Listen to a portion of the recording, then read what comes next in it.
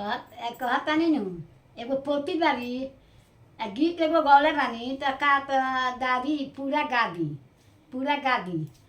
तो पूरा के मतलब भई लगन के दिन में गवाला। बैठकी ह सहाना बेटी के कोई बैठकी कहेला कोई सहाना कहेला। तो सहाना हो तो ठीक है लगन के दिन में सब याद पड़ेला ना। तो गा दे नु तो लाइक करिह लोग सब्सक्राइब करिह एथी करिह लोग मैसेज करिह गा दे तनी।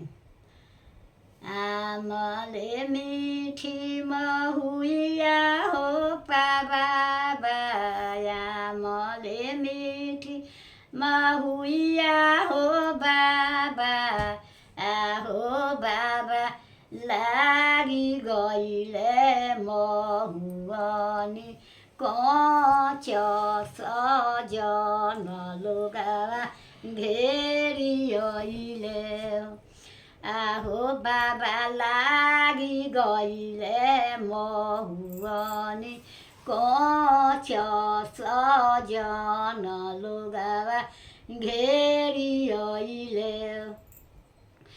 कोठा का ऊपर कोठरिया हो बाबा कोठा का ऊपर कोठरिया हो बाबा आहो बाबा लागी गइले झझरी के सजन लोगावा घेरी अइले।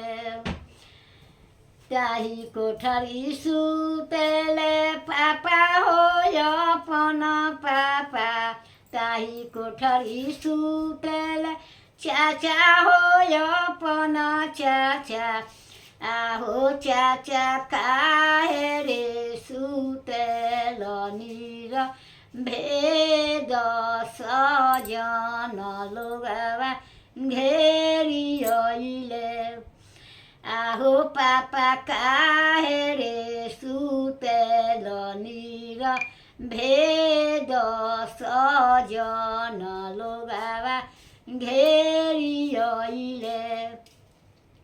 कुछु रे सुतिले कुछु जागिले हो बेटी कुछु ले सुतिले कुछु जागिले हो बेटी आहो बेटी कुछु रे दहे जावा के सच सजन लोगावा घेरी अइले।